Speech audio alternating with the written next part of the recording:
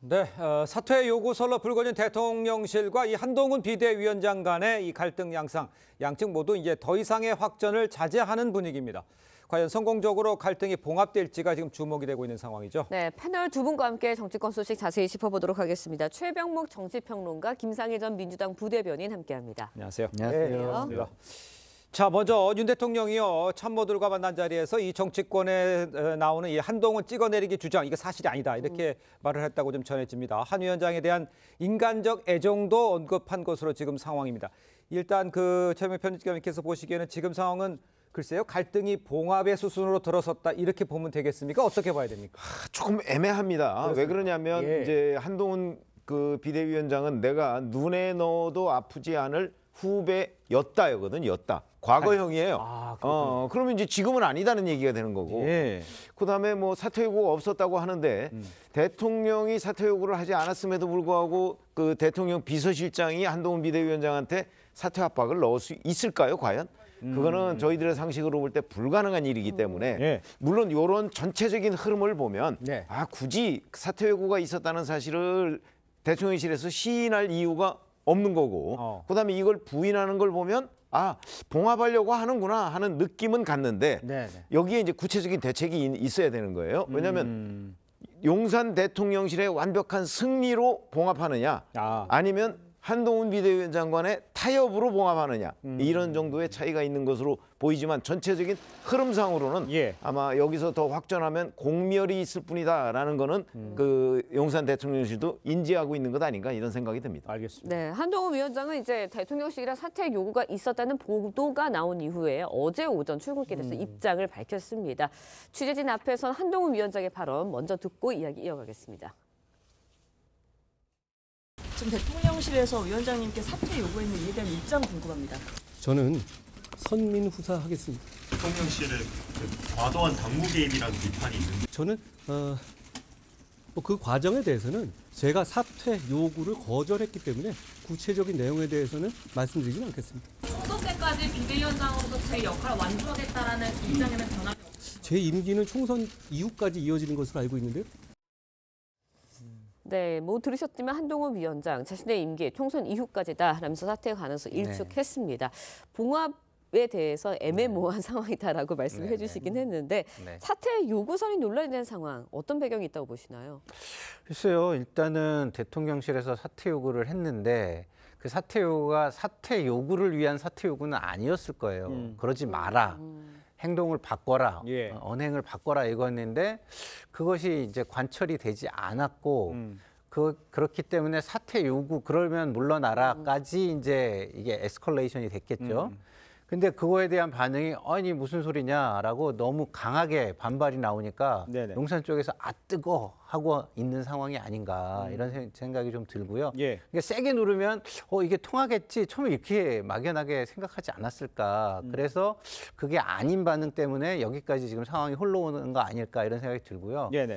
그렇기 때문에 지금 우리 최병목 국장님께서 말씀하신 것처럼 봉합이라는 게 굉장히 애매한 거예요. 왜냐하면 그 봉합을 어떻게 해야 그게 봉합인 겁니까? 예. 그냥 막연하게 이런저런 결론 없이 그냥 넘어가면 그게 봉합인가요? 그렇지 않죠. 그렇게 되면 정말로 주변에서 비판하는 뭐 약속대련의 비판도 올 수 있고 아니면은 한동훈 장관이나 김경률 비대위원 쪽에서는 그야말로 이게 굴복으로 국민 눈에서는 보일 수 있기 때문에 봉합이 아닌 셈이 될 수도 있습니다. 자, 아까도 뭐 계속 언급해 주시고 또 김상희 평론가도 얘기를 해주셨습니다만 어떤 식의 봉합, 좀 한동훈 비대위원장이 조금 위에서 봉합하느냐 또 일방적으로 윤 대통령이 위에서 누르는 것처럼 봉합이 되냐 이거 아까 지적을 해주셨는데 민생 토론회는 나가지 않았어요. 그리고 그렇다면 이 분위기에서는 그럼 아직 숨을 고르고 있다 이렇게 봐야 되는 겁니까? 그렇죠. 대통령을 어제 제가 아까 과거형 얘기를 했는데 이제 한동훈 비대위원장에 대한 일종의 분노라고 하겠죠. 네. 한동훈 비대위원장이 내 말을 안 들어? 라는 이런 생각을 지금 아직도 하고 있는 것으로 보여요. 적어도 그렇습니다. 어제 저녁까지는. 왜냐하면 어제 저녁에 그런 얘기를 참모들하고 나눈 걸로 돼 있으니까. 그러니까요. 그럼 이제 그런데 문제는 자 이렇게 해서 그럼 앞으로 총선까지 어떻게 가겠다는 거냐? 도대체 대통령실과 국민의힘과의 관계를 거기까지 생각이 미친다면 이대로 갈 수는 없는 거잖아요. 그러니까요. 그러니까 이제 봉합인데 봉합은 대개 봉합은 어정쩡하게 이루어져요. 그런데 이제 문제는 어느 한쪽이 완벽하게 이기는 쪽으로 봉합이 되지 않는다는 거죠. 그렇기 때문에 용산은 용산대로 한 발 물러서고 네네. 저는 그게 아마 어찌됐든 간에 그 김건희 여사의 명품백 논란에 관해서 용산이 설명을 하는 거죠. 이만저만하다 하는 걸 설명을 하는 쪽까지는 가야 된다고 봅니다. 예. 그렇게 되고 그러면 한동훈 비대위원장은 전혀 양보하는 게 없느냐? 그렇지 않죠. 용산에서 얘기했다는 게 바로 김건희 여사를 마리 앙뚜아네트 때에 비교하고 뭐 이런 부분에 관한 불쾌감.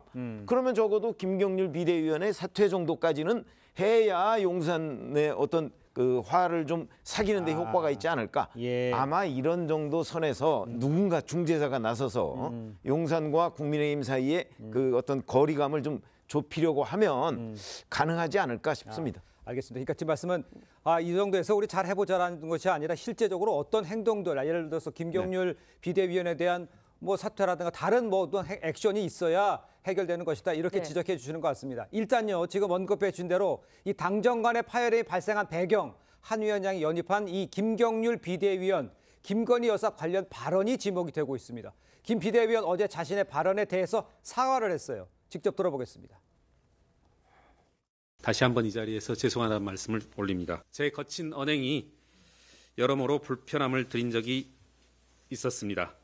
좀 더 정제된 모습을 보여드리도록 노력하고 총선 승리하는 것에만 매진토록 하겠습니다. 네, 김경률 비대위원 뭐 거친 언행에 대해서는 사과를 했습니다. 하지만 마포 출마를 언급한 것을 놓고도 뭐 사천 논란이 있었고요. 김경률 위원장 거치놓고 계속해서 논란이 일고 있거든요. 어떻게 보세요? 김경률 비대위원이 만약에 여기에서 사퇴를 한다.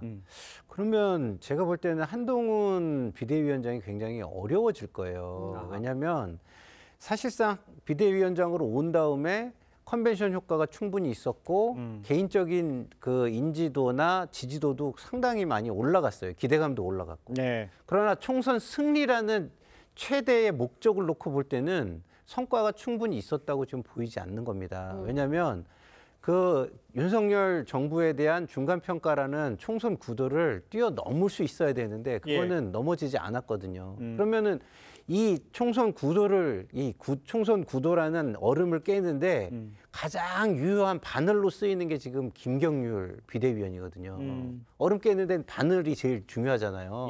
작아 보이지만 그 바늘로 치면은 쫙 깨지는 거 아니겠습니까? 네네. 근데 그 바늘을 버리고 그럼 남는 거는 뭐 망치나 이런 건데 얼음을 깰 수 있을까? 저는 깰 수 없다고 봐요.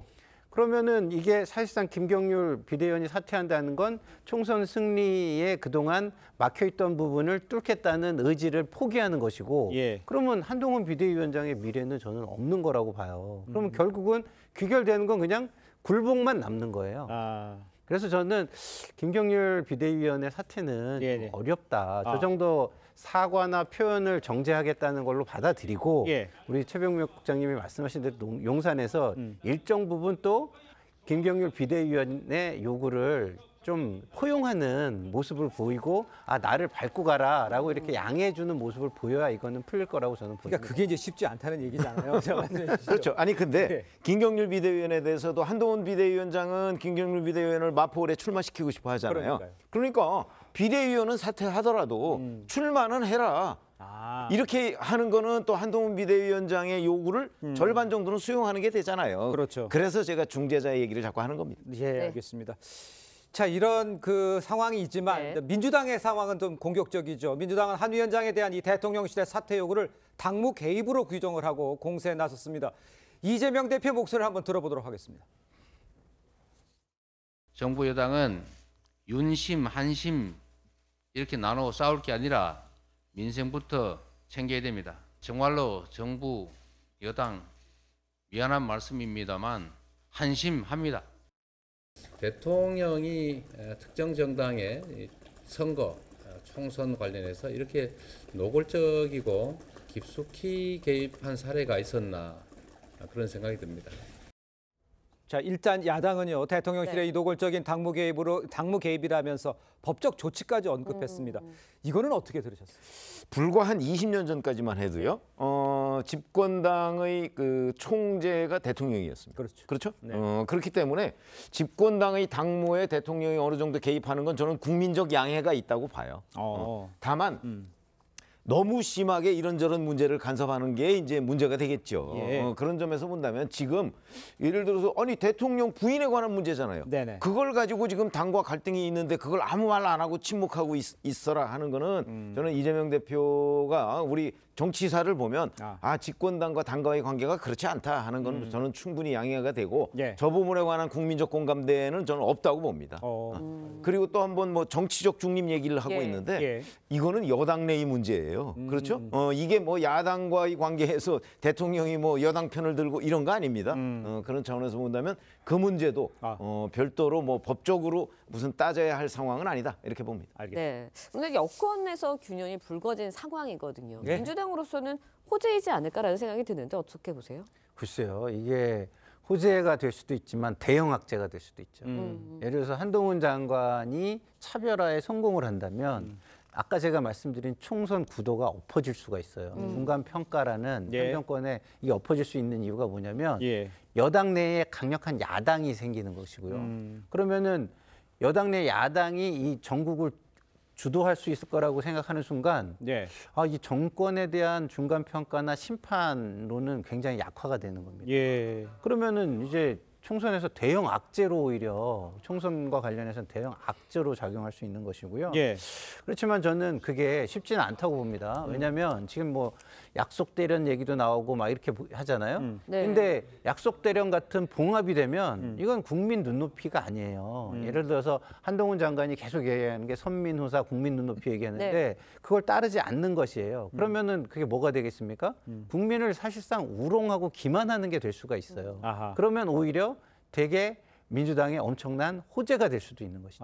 알겠습니다. 네. 그 최병민 위원께 그렇게 여쭤볼게요. 지금 말씀하시는 건 김경률 비대위원의 어떤 처리 방법, 요게 이제 그 키를 해결할 수 있는 키가 될 수 있다고 얘기하셨는데 그거 말고 그러면 김건희 여사 문제에 관한 그 해법, 요 부분에 대한 거에 대해서도 좀 갈등이 있을 수 있는 건 아닙니까? 아니 그게 갈등의 본질이죠. 예. 이제 그걸 김경률 비대위원이 문제 제기를 했고 그러니까요. 예. 제기하는 과정에서 뭐 마리 앙뚜아네트 얘기가 나오고 그러니까 이제 그 부분에 대해서 불쾌하다. 예. 근데 그걸 정면으로 지금 예. 그 지적할 수가 없으니까 이제 뭐 김경률 비대위원회 뭐 사천 논란 뭐 이런 걸 가지고 이제 핑계를 대는 거 아니겠어요? 예, 용산 예. 대통령실에서. 예. 그러니까 본질은 김건희 여사의 명품백 논란인데 자 그러면 지금 이철규 인재영입위원장이 자 이거는 뭐 몰카 공작에 당한 피해자다 김건희 여사 이렇게 얘기를 하거든요. 그러니까요. 근데 국민들은 그런 이철규 의원의 그 성격 규정에 네네. 국민들이 과연 공감할까요? 왜냐하면 국민들이 이게 몰카 공작이라는 건 저는 대부분 안다고 생각해요. 네. 그렇죠? 그러나 문제는 그 몰카 공작에 넘어간 사람이 김건희 여사잖아요. 예. 그럼 김건희 여사는 순수하게 피해만 받았느냐? 아니죠. 백을 받았잖아요. 그 뭐 파우치인가 하는 거를. 네네. 그러니까 그 부분에 대해서 궁금해하는 거예요. 그걸 설명을 해주지 않고 그냥 몰카 공작이다 그러면 국민들이 납득하고 넘어갈 수 있느냐? 저는 못 넘어간다고 보고 그거는 각종 여론조사에서도 어느 정도 확인됐다고 봅니다. 예. 네. 그렇기 때문에 김경률 비대위원의 저 목소리가 국민적 공감을 받고 있다고 저는 보거든요. 예. 그러니까 그거를 해결하지 않고 넘어간다. 만약에 용산이 그런 생각으로 이번 총선에 임하겠다. 이렇게 본다면 뭐 이 그 갈등도 봉합이 안 되겠죠. 예, 알겠습니다. 최소한의 설명은 있어야 된다. 이렇게 좀 이해를 해보도록 하겠습니다. 자, 다음으로 민주당 소식 짚어보겠습니다. 어제 이재명 대표 위증교사 의혹 사건의 첫 재판이 열렸습니다. 이 대표는 혐의를 부인했습니다. 공범 김 씨, 이 대표의 보는 앞에서 진실을 말하기 두렵다.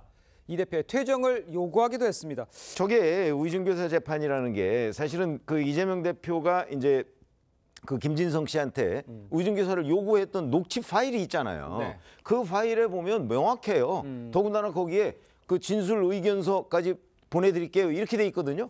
그럼 진술 의견서라는 게 결국은 김진성 씨가 이렇게 위증을 했으면 좋겠다라는 거를 알려주는 거예요. 네.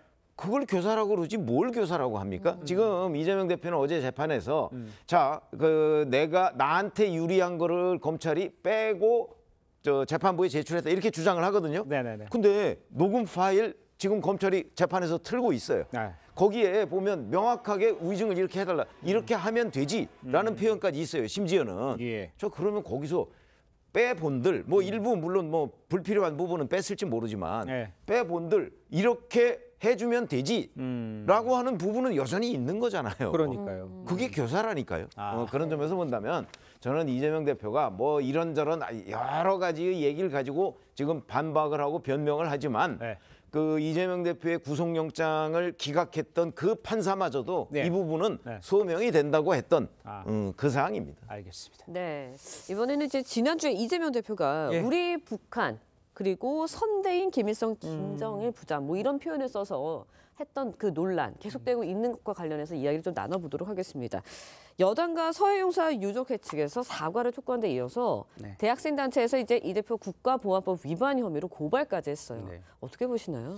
글쎄 이게 뭐 대학생 단체니까 뭐 이렇게 정열이 넘쳐가지고 그럴 수도 있다라고 보지만 네네. 뭐 일반적으로 보면 좀 약간 과하죠. 왜냐하면 북한을 뭐 편들어주기 위해서 우리라는 표현을 쓴 건지 예. 아니면은 이렇게 뭐 얘기를 하다가 우리라는 표현이 언격결에 나오기도 해요. 예. 말습관에 의해서. 저도 이렇게 막 얘기를 하다 보면은 아, 우리 누구 이렇게 얘기하면은 그게 예를 들어서 뭐 어떤 여성한테 만약에 이렇게 한다 그러면 막 오해를 받고 막 이럴 때도 있거든요. 근데 그러면 제가 굉장히 당황하는 거예요. 나는 이 여성을 어떤 우리라는 표현을 쓴 게 아니라 얘기하다가 보니까 우리라는 말을 잘못 쓰거나 아니면은 습관적으로 쓴 건데 이렇게 볼 수도 있거든요. 근데 그렇습니까? 제가 볼 예. 때는 지금 이재명 당대표가 북한을 네. 굳이 뭐 우리 편이다, 우리와 함께하는 지금 동질감의 어떤 표현 이걸로 저는 썼다고 보지는 않아요. 그럼 어떤 의미로 쓴 겁니까? 그러면? 그러니까 말 습관적으로 이게 습관적이다? 나온 거죠. 예, 왜냐면은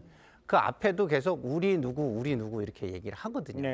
예, 그래서 저는 그 부분에 대해서 그거를 국가보안법으로 고발하는 것까지는 좀 일반적으로는 과하다. 그러나 학생들이니까 뭐 열정이 있고 그래서 이렇게 뭐 학생들로서 하는 행위로 좀 이해해 줄 수 있는 부분도 있지 않나 이렇게 생각합니다. 알겠습니다. 네. 그제 이재명 대표가 이해찬 대표 네. 만났잖아요. 오늘 이제 두 사람이 김부겸 총리를 만난다는 거. 이해찬 대표가 이제 김부겸 이제 총리를 만난다는 거 아니에요? 오늘 그거는 어떤 의미로 해석됩니까? 어제 이재명 대표가 그 김부겸 전 총리를 만났다는 거 아닌가요? 예.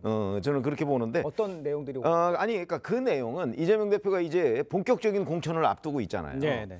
그렇게 보면 이해찬 전 대표가 김부겸 전 총리를 만나는군요. 네. 예, 그렇게 보면 저는 이렇게 봅니다. 본격적인 공천을 앞두고 이재명 대표가 이 공천이 공정하게 이루어진다 하는 걸 일반 국민들이나 당원들한테 보여줄 필요가 있어요. 예. 그렇죠? 그런데 그렇지 않고 이런 분들을 만나지 않고 그냥 자기가 공천을 한다면 이재명 대표야말로 친명 사천 논란 얘기에 빠지기 쉽잖아요. 예. 그러니까 그걸 불식하기 위해서 네.